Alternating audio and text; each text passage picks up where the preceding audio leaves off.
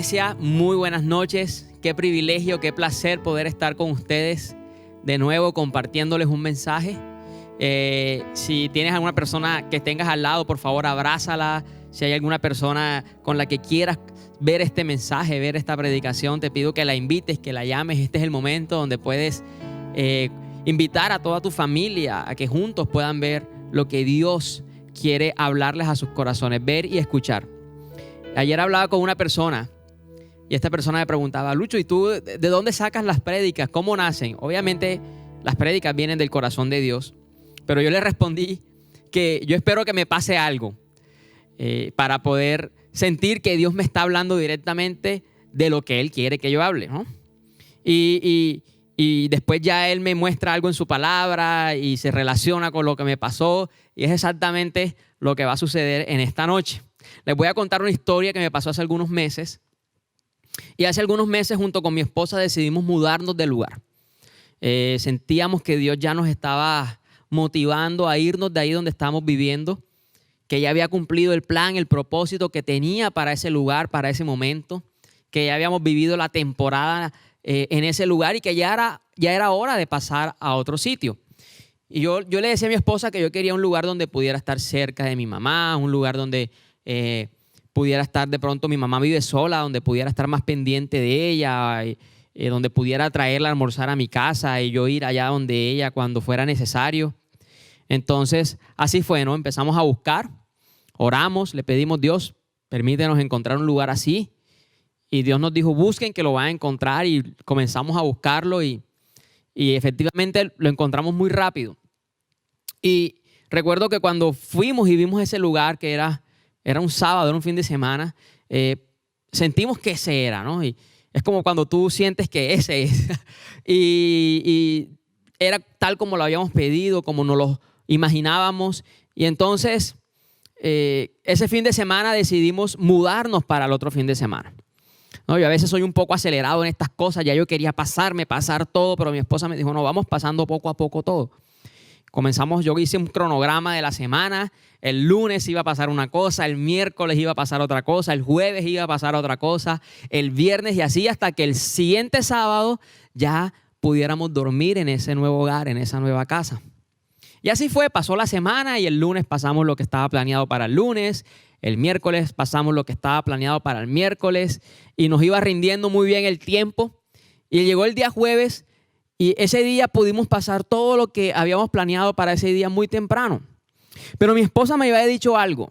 Ella me dijo: te pido que por favor lo último que pasemos sea la nevera. Que lo último que pasemos sea la nevera. Y me dijo esto específicamente: yo no quiero tomar agua caliente. Que lo último que pasemos sea la nevera, por si necesitamos agua, por si queremos de pronto guardar y que las cosas no se nos dañen. Entonces que lo último que pasemos sea la nevera. Yo le dije: listo, la nevera se pasa entonces el día sábado. Pero viendo que el jueves nos había rendido mucho el tiempo y todavía teníamos tiempo para pasar cosas, yo le dije a mi ayudante, que era mi suegro, y el que me estaba prestando el carro para poder pasar las cosas, le dije: vamos y de pronto nos podemos pasar la lavadora que estaba planeada para el día siguiente. Y cuando llegamos y montamos la lavadora, vimos que quedaba espacio en el carro para algo más. Yo le dije: ¿qué tal si probamos trayendo la nevera? Montémosla y si caben las dos cosas, pues amarramos y nos vamos y nos adelantamos un día. De pronto hasta el día siguiente ya podíamos estar durmiendo allá. Y así fue, montamos la nevera con la lavadora en el mismo carro, todo encajó perfecto, las amarramos. ¡Wow! Yo decía: sí, vamos adelantados, bien. Y arrancamos y cuando íbamos, después de 2 minutos ya arrancando, escuchamos un estruendo. ¡Tra! Yo dije: ¿qué? Uy, nos golpearon el carro. Todavía no habíamos salido del edificio y dije: nos golpearon el carro. Mi suegro me miró. Nos miramos fijamente, miramos hacia atrás y la nevera no estaba allí. Pero en mi mente yo decía: tranquilo, todo va a estar bien, no pasó nada. Así que abrí la puerta del carro para ver cómo estaban las cosas y cuando veo la puerta del congelador ahí tirada en la calle.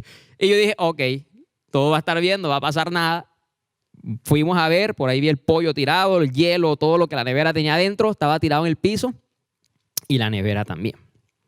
Pero no solo eso, sino que la nevera había caído encima de la lavadora. Por lo tanto, la había aplastado completamente. Entonces ya pueden imaginarse yo sentí, no sé ni qué sentí, yo estaba en shock. Yo decía, no puede ser. En mi mente escuchaba la voz de mi esposa diciendo, lo último que tenemos que pasar es la nevera. Y yo decía, Dios mío, ¿qué va a pasar aquí? ¿Será que firmo la carta de divorcio inmediatamente? Yo no sé qué iba a pasar. Yo estaba asustado. Mi suegro me dijo, no puede ser, ¿qué pasó? No medimos el espacio del techo del parqueadero del edificio. Y la nevera no pudo pasar por ese techo y cuando fuimos y arrancamos, el techo se nos llevó toda la nevera junto con la lavadora. Y esa nevera había sido un regalo de Dios, porque esa nevera nosotros no la compramos, nos la regalaron. Y Dios nos había prometido algo a mi esposa y a mí antes de casarnos y es, yo les voy a dar todo lo que necesitan. Y nos había regalado esa nevera y era una nevera espectacular. Yo decía, Dios mío, gracias, qué regalo. Y yo veía el regalo que Dios nos había dado ahí tirado. Pero además de eso, esa nevera no llevaba ni un año de comprada. O sea, el regalo, nosotros no llevamos ni siquiera un año de casados todavía. Y esa nevera no llevaba todavía un año. Y la lavadora apenas llevaba 2 meses. Habíamos ahorrado y esa lavadora nos había salido en una oferta. Ustedes no se imaginan lo económica que nos salió. Y yo decía, Dios, ¿qué regalo nos diste con esta lavadora? Y veía ese regalo ahí aplastado. Y yo decía, no puede ser, 2 meses. Habíamos lavado 2 veces con esa lavadora. Y yo decía, no puede ser, 2 lavadas y ¿a dónde está? Y yo estaba súper frustrado y solo en mi mente era, lo último que se pase sea la nevera. Que lo último que se pase sea la nevera. El punto es que en ese momento yo decía, Señor, tu promesa está por el suelo. Dijiste que nos los iba a dar todo. Efectivamente nos los diste, pero se esfumó, se fue, ya no está. Y muchas veces nos pasa así, ¿no? Como que Dios nos promete la victoria, nos da la victoria, pero a veces la victoria como que se esfuma. Llevas años orando por un celular, compraste el celular y de repente, un mes después de que lo compraste, se perdió o te lo robaron. Y tú dices, Señor, pero si yo oré por este teléfono, tú me lo regalaste y la victoria, ¿dónde está? Se fumó, se fue. De pronto tú te casaste con una persona y 2 meses después sientes que ese matrimonio es todo un fracaso y tú le dices, Señor, pero si logré la victoria casándome con esta persona que tú me prometiste, ¿y dónde está la victoria ahora? Se fumó, se fue y esa victoria se convierte en una completa derrota. Mi esposa y yo hemos estado ahorrando por arreglar un mueble que nos habían regalado, queríamos tapizarlo y todo eso, y hace 2 semanas tuve un accidente, me choqué con otro carro. Y tocó tomar los ahorros que teníamos para ese mueble y responder por el carro que choqué, porque fue mi culpa. Y es como que, Señor, ¿dónde está tu promesa de que nos vas a dar absolutamente todo? O sea, se nos está esfumando, se me está yendo de las manos. Y yo sentía que había vivido en victoria, pero ahora estaba viviendo en derrota tras derrota, ¿no? Como que golpe tras golpe. Es como cuando Colombia va jugando y tú dices, va jugando bien, pero le hacen un gol, luego otro. ¿Y dónde está? Teníamos la victoria y de repente perdimos 6-1.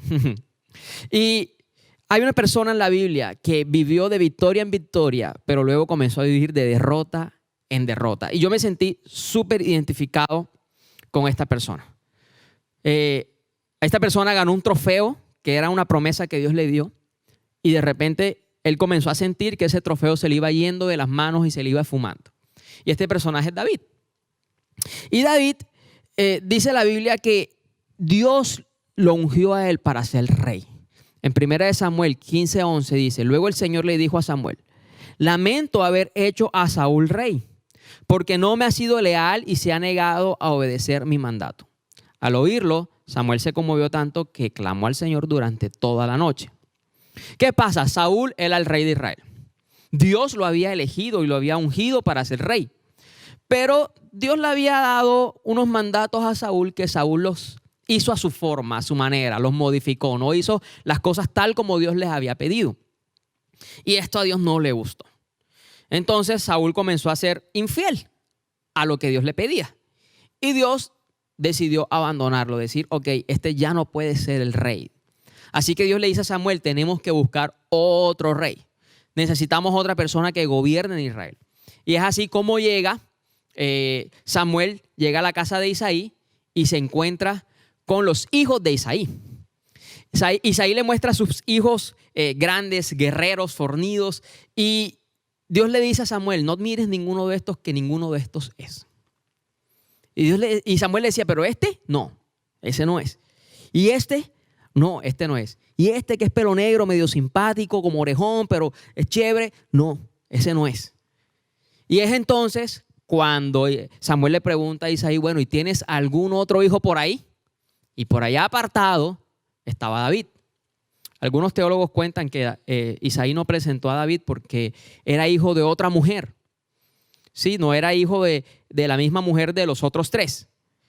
Entonces David, dicen algunos teólogos que estaba apartado por eso. También dicen que estaba apartado porque era el menor. Sí, porque no lo tenían en cuenta. Entonces él era un pastor de ovejas. Él se encargaba de cuidar el rebaño de ovejas. Entonces viene el papá, llama a David, y cuando Samuel ve a David, Dios le dice, este es. Porque yo no me fijo en las apariencias, sino que me fijo en ¿qué?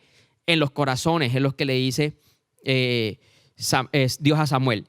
Y podemos ver en 1 Samuel 16 cómo pasa y cómo sucede todo esto y cómo Dios le dice, tienes que ungir a David como rey. Cuando Samuel unge a David como rey, esto quiere decir que ya es un hecho que David va a ser rey. Dios no le está diciendo, ok, tú vas a ser rey después de 5 mandatos. No, ya es un hecho de que después de Saúl, David iba a ser el rey. Después de Saúl, el que iba a tomar el mandato era David. Entonces, es como si a ti te dijeran en este momento, hoy te proclamo presidente después de que se acabe el mandato del presidente actual, de Duque. Así fue, era un hecho, Dios ya se lo había prometido. Y entonces vino Samuel, ungió a David delante de todos sus hermanos, delante de toda su familia, y todo el mundo vio cómo Dios le había prometido a David que él iba a ser un rey. Pasó de ser pastor a ser rey. Y yo me imagino a David en ese momento, la conmoción, cómo se sentía, estaba en estado de shock. Dios mío, voy a ser rey. ¿Esto qué significa? Yo no sé gobernar sino solamente ovejas. No lo puedo creer. Y él entró en una emoción de cuando tú sabes que te van a dar un regalo, ¿no? Cuando tú sabes que te va a llegar un regalo de ese que tú quieres, ya va a llegar el 24 de diciembre y te van a regalar eso que tú estás soñando, el celular, el reloj, el Play 5, yo no sé qué es lo que tú estás pidiendo para esta Navidad, el esposo, la esposa, y tú sabes que te va a llegar y tú sientes como que, wow, va a llegar, Dios me lo dijo. Y así se sentía David. Y David obtiene una gran victoria, se sentía como un campeón porque obtuvo una promesa de Dios. Y más adelante podemos ver a David en otro pasaje en donde Isaí le pide que lleve una canasta de comida al campamento donde están sus hermanos que están peleando la batalla, están peleando en la guerra. Y cuando David llega a este campamento, sé que todos conocemos esta historia, el tipo es como metido. David yo creo que era como entrometido y él llegó y vio la cosa y decía, pero aquí ¿qué pasa? Él solamente tenía que llevar la comida, pero el tipo es como metido, ¿no? Y él dijo, ¿qué es lo que pasa aquí? Y comenzó a preguntar y le dijeron, no, lo que pasa es que ese gigante que está allá, Goliat, anda retando al pueblo de Israel. Y él dijo, ¿y el que lo mate, qué se gana? Ah, no, se gana el favor del rey y la mano de la hija del rey. Uy, la mano de la hija del rey. Una mona, ojos verdes. Ya David la tenía aquí, ya yo sé cuál es. Esa era la chica que pasaba por ahí, por las calles y todos se quedaban viendo y ya David la tenía. Y le decía a las ovejas, esa es la que yo quiero. Y de repente le dicen, si matas a Goliat, vas a tener a la mujer que tanto has querido. Y él dice, vamos para esa. Y fue y enfrentó a Goliat. No con espadas, con una piedra, ¿no? David fue criado en la Universidad de Córdoba. Él aprendió a tirar piedra. Y él dice, con una piedra voy. Y fue así. Y ganó. Le cortó la cabeza a Goliat, tiró la cabeza y dijo, ¿dónde está? Y desde ese día dice la Biblia que él dejó de vivir criando ovejas y se fue a vivir al palacio del rey. Ahora era el que le tocaba el arpa al rey, convivía con el rey y además se iba a casar con la hija del rey. Y ya pasó el rey de ser simplemente el rey a ser el suegro, imagínense. Tenía el suegro metido al bolsillo. Y dice la Biblia en 1 Samuel 18:5 que todo lo que Saúl le pedía a David que hiciera, él lo hacía con éxito. O sea, el tipo todo le salía bien. Yo no sé si tú has vivido esa temporada donde todo te sale bien, donde tú dices, me salió el negocio, qué semana tan exitosa, wow, todo lo que planeé para esta semana se dio y mucho mejor, todo lo que planeé para este semestre salió súper bien, todo salió como lo esperaba. Y así estaba viviendo David de victoria en victoria. De repente dice que él siguió batallando, siguió ganando, todo le salía bien y comenzó a ganar una fama en el pueblo. Y entonces el pueblo comenzó a admirar mucho a David. Y dice la Biblia que comenzaban a cantar un rapcito. Saúl mató a 1000, David a 10,000. Saúl mató a 1000, David a 10,000. Y eso llegó a los oídos de Saúl. Y comenzó Saúl a ponerse celoso hasta que su corazón se llenó de odio y deseos de matar a David. Y es aquí donde comienza David pasó de vivir de victoria en victoria a vivir en una persecución en donde Saúl vive detrás de David para matarlo.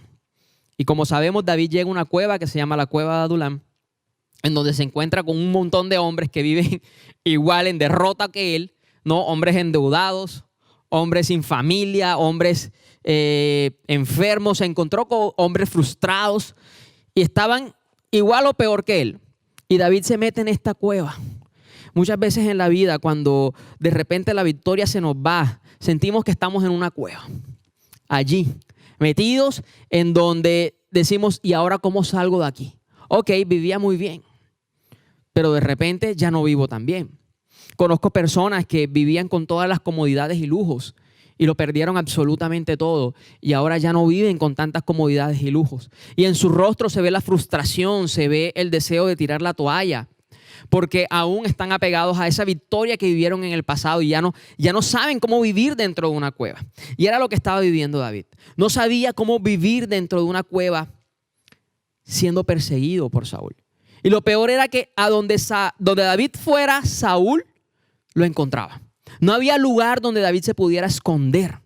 Y este hombre pasó de vivir en victoria, victoria, victoria, victoria. Todo me sale bien, todo va a estar bien. Everything will be alright. Y de repente comenzó a vivir derrota tras derrota. A donde iba, Saúl lo encontraba. A donde iba, sentía el miedo de que lo iba a matar. Y él no era capaz de tocar al ungido del rey. No era capaz. Si tú has sentido que la victoria se te ha esfumado de las manos, si tú has sentido que de repente todo está bien, pero ha llegado una temporada en donde sientes que todo sale mal, quizás tu vida o te sientes identificado conmigo y con David. Y sientes que cada vez que caminas como que, ok, día lunes lo superé, pero llega el día martes y como que no, qué día tan terrible. De pronto es así en tu trabajo. Sientes que estás obteniendo victorias en tu trabajo, pero de repente la semana siguiente sientes que ya no estás tan victorioso, sino que toda esa victoria se te ha esfumado. Y vives en estrés, en depresión. De pronto es así con tu matrimonio. Sientes que llevas victorias tras victorias con ese esposo que todavía no ha venido a la iglesia, que todavía no conoces el Señor y tú dices, ahora sí, va bien, no se ha emborrachado, todo está perfecto, gracias Dios. Pero la semana siguiente, nada. Y tienes esa promesa que dice que tu familia y tú servirán en la casa del Señor y tú dices, ¿dónde está esa promesa si lo que yo veo es que mi esposo llega borracho todos los fines de semana? Descansa uno, pero el otro otra vez. De pronto te sientes frustrado porque no has podido tener la victoria con esos hijos adictos, rebeldes. De pronto te sientes frustrado porque te llaman y te dicen, hay una oferta de trabajo para ti. Y tú dices, sí, tengo la victoria, se va a cumplir la promesa de Dios. Y esa victoria se fuma cuando llegas a hacer la entrevista y nunca te llaman. Y puedes ser muy capacitado y tú dices, Señor, soy capacitado. Logré superar mi universidad con becas y no tengo aún trabajo. ¿Qué es lo que pasa, Dios? ¿Por qué estoy viviendo en una derrota? Así estaba David, viviendo de derrota tras derrota. Y dice la Biblia que David decide irse a vivir a donde están los filisteos, o sea, al lugar de los enemigos. Hace unos meses mi esposa me dijo, quiero verme un dorama. Para los que no saben qué es un dorama, es una serie coreana, donde todos los actores se parecen. Yo no podía identificar quién era el protagonista, quién era el malo, quién era el bueno, todos eran iguales. Pero hay algo característico de las series coreanas y es que son esas series doramas que son románticas. ¿no? Cursis. Es una miel de lo dulce que es. Y esta serie en específico trataba de una chica que se montó en un parapente y en ese parapente ella va y un viento se la lleva y pasó de estar en Corea del Sur a Corea del Norte. Corea del Norte es un lugar que ningún coreano del sur puede tocar si no tiene un permiso especial, porque lo van metiendo preso, incluso pueden hasta matarlo. Y esta mujer cae allí en el campo del enemigo. Allí conoce un chico que viene, la protege, la cuida, pero toda la serie se basa en cómo la cuidan y la protegen porque ella está en el lugar donde vive el enemigo. Y así estaba David, viviendo donde el enemigo, a la expectativa de que en cualquier momento algo malo pudiera pasar. Y en 1 Samuel 30, del 1 al 4, dice que después de David estar batallando, llega 3 días después y cuando llega, dice, cuando David llega y sus hombres a su casa en la ciudad de Siclag, que era donde estaba viviendo, encontraron que los amalecitas habían asaltado el Negev y Siclag, o sea, habían asaltado su hogar. Habían destruido Siclag y la habían quemado hasta reducirla a cenizas. Se habían llevado a las mujeres y a los niños y a todos los demás, pero no habían matado a nadie. Cuando David y sus hombres vieron las ruinas y se dieron cuenta de lo que les había sucedido a sus familias, lloraron hasta más no poder. Señor, lo perdí todo. Llegué a un momento de estabilidad en mi vida, no estaba ni bien ni mal. Por fin estoy encontrando un equilibrio. Y de repente lo perdí todo. Y dice que lloraron hasta más no poder. Pero además de eso, dice que se encontraba David en gran peligro porque todos sus hombres estaban muy resentidos por haber perdido a sus hijos e hijas. Y comenzaron a hablar acerca de apedrearlo. ¡Wow! En este momento David pasó de ser un líder a ser el culpable de la tragedia de todo un pueblo. Y todos sus hombres, sus seguidores, las personas que lo habían nombrado a él como líder, lo querían apedrear. Y yo me he sentido así muchas veces, como el culpable de todo. Como si todo lo malo que estuviera sucediendo fuera mi culpa. Y yo digo, Señor, ¿qué está pasando? ¿Qué he hecho mal? Dios, ¿cómo así? Que había ahorrado un dinero para comprar algo, pero ahora me toca dar ese dinero porque sucedió una tragedia o sucedió algo malo. ¿Qué he hecho mal, Dios? He dado los diezmos, sí. Estoy haciendo las cosas bien. Estoy planeando mi vida financiera. Te estoy entregando todo a ti. No soy amante del dinero.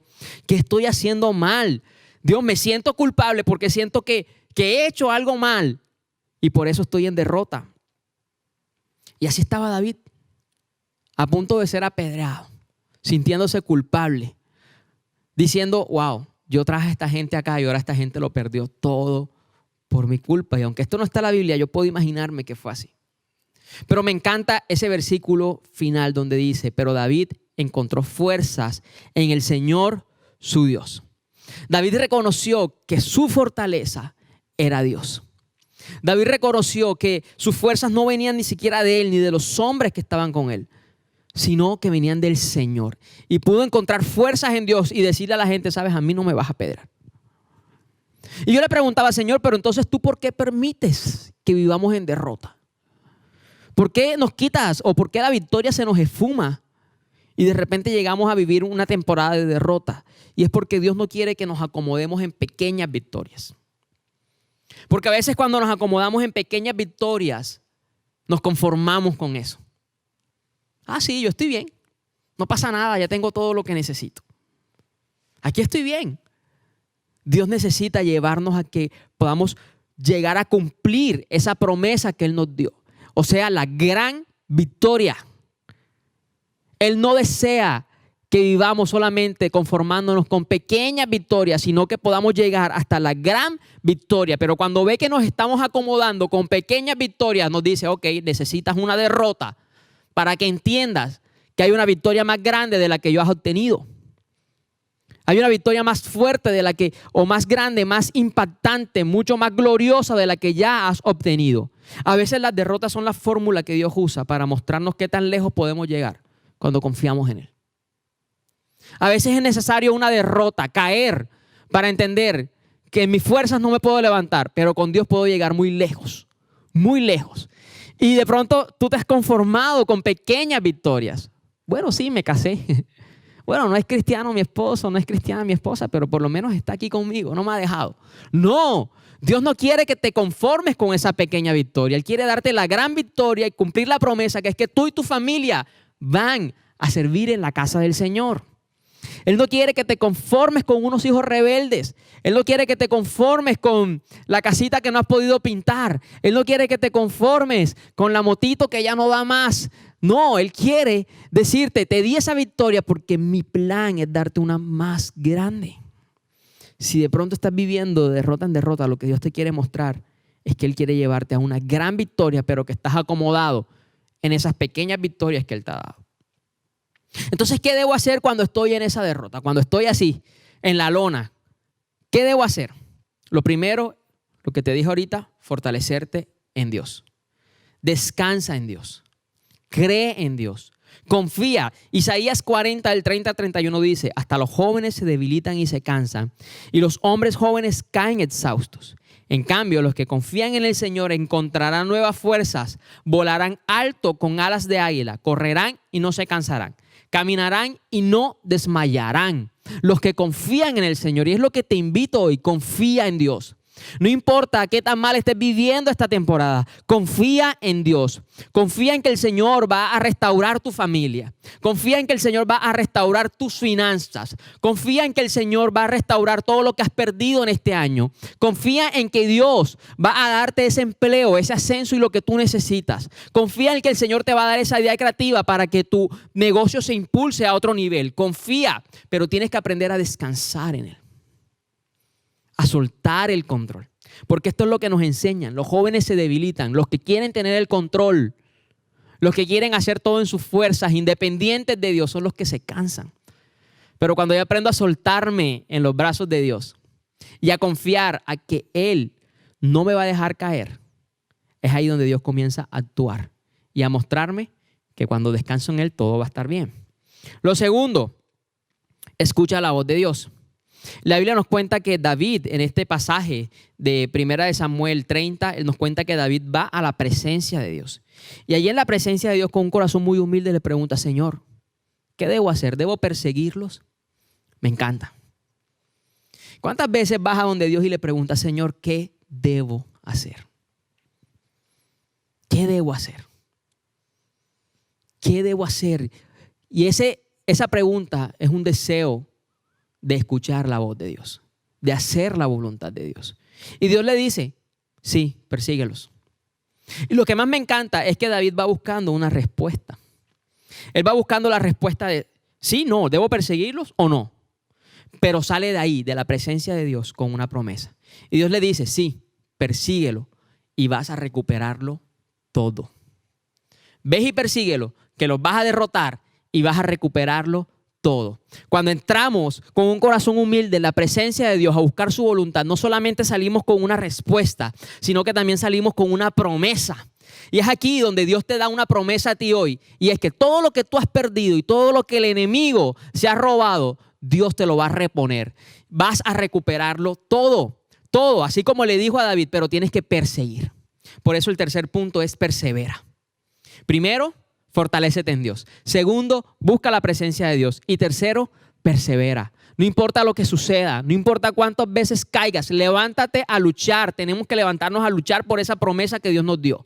Dios no le dijo a David, quédate quietecito que yo te voy a traer todo lo que has perdido. No, Dios le dijo, ve, persíguelos, alcánzalos y vas a recuperarlo todo. Persigue ese sueño. No dejes de orar por esa familia. No dejes de orar por ese ascenso. No dejes de orar por ese trabajo. No dejes de meter hojas de vida. No dejes de compartir la palabra en tu hogar. No lo dejes de hacer. Persevera aunque parezca que eso no está dando fruto. Porque la promesa que Dios te da hoy es que lo vas a recuperar todo. Sí, el enemigo te ha quitado en este año muchísimo. He conocido familias que han perdido muchísimo en este año por la pandemia. La promesa que Dios te da es que lo vas a recuperar todo. No hay forma de que el enemigo te quite algo sin que Dios te lo dé el doble de mejor. Y así fue que me pasó con la nevera y la lavadora.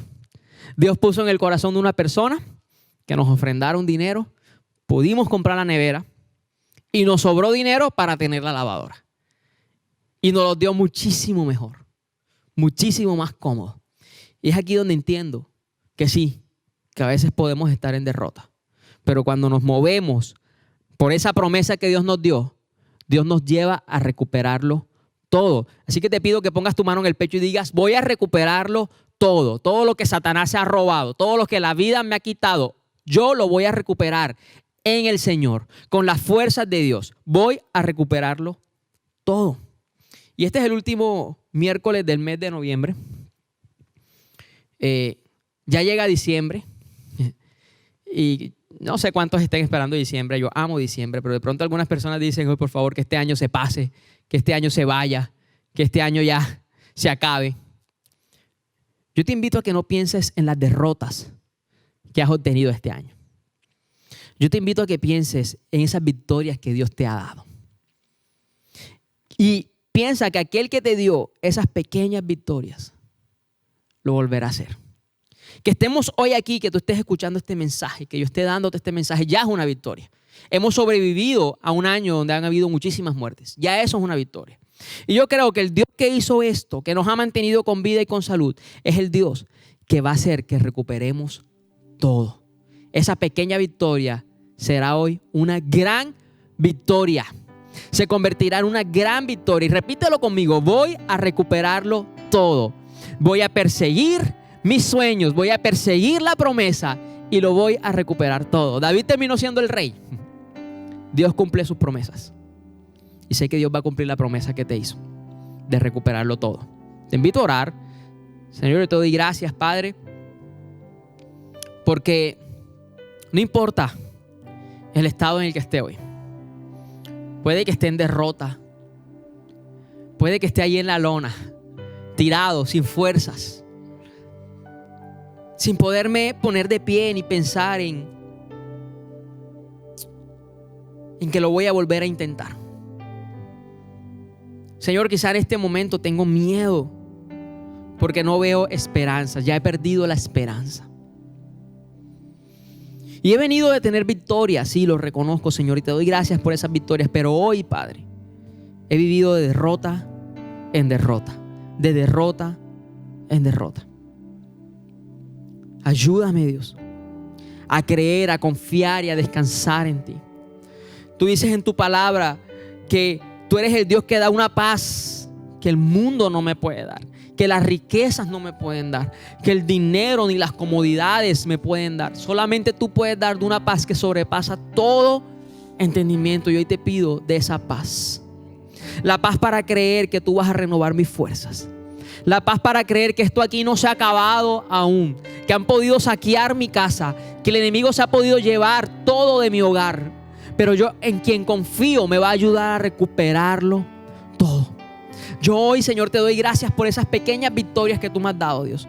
Gracias porque tengo vida, porque tengo salud, porque no me ha tocado vivir en la calle. Gracias, Señor, porque a pesar de que ha sido una temporada difícil, he podido ver tu amor y tu fidelidad. Gracias porque aunque el enemigo ha tratado de atacarme, de reprimirme, de atarme, he podido ver cómo tú peleas a mi favor, Dios. Gracias porque estas pequeñas victorias me recuerdan quién es el que pelea por mí, quién es el que está derribando los muros, quién es el que está yendo delante de mí abriendo caminos. Y como dice tu palabra, aunque vengan mis enemigos por un camino, por 7 distintos huirán, y son 7 caminos que quedarán abiertos para que lleguen bendiciones a mi vida. Señor, tú no quieres que yo me conforme con lo que ya tengo. Tú quieres llevarme a la victoria más grande. Tú quieres llevarme a la promesa que tú me diste, Dios. Y declare las promesas que Dios le dio. A los que aman a Dios todo ayuda bien. No importa lo que suceda, Dios, yo no me voy a olvidar de que tu promesa sigue en pie y de que mi Dios es fiel. Voy a confiar en ti. Voy a recuperar todo, Señor, porque sé en quién he creído y en ti confiaré. En ti confiaré. Tu promesa sigue en pie, tú eres fiel. Confiado andaré, en tus manos estaré. Eres fiel, en ti confiaré. Tu promesa sigue en pie, tú eres fiel. confiado andaré, en tus manos estaré. Siempre has sido fiel. Siempre has sido fiel. Yo creo que el Dios que lo hizo una vez lo volverá a hacer. Tú siempre has sido fiel, Señor. No me dejarás, no me abandonarás. Irás conmigo de la mano, Dios. Pedro se hundió en el agua, pero no lo dejaste allí, lo sacaste y lo llevaste de nuevo a la barca. Y creo que es lo que tú vas a hacer conmigo, con mi familia, con mi hogar. Yo sé que tú eres quien mueve montañas y lo estás haciendo ahora, Dios. Yo sé que tú, Señor, lo estás haciendo ahora. Yo sé que tú mueves montañas, yo creo en ti. Sé que lo harás otra vez. Abriste el mar en el desierto, yo creo en ti. Sé que lo harás Yo sé que tú, otra Dios, vez. Yo sé que tú mueves montañas, yo creo en ti. Sé que lo harás otra vez. Abriste el mar en el desierto, yo creo en ti. Sé que lo harás otra vez. Sé que lo harás otra vez. tú lo harás, Dios. Confiamos en ti, Dios, en el nombre de Jesús. Y declaramos que lo vamos a recuperar todo. En el nombre de Jesús. Amén, amén, iglesia.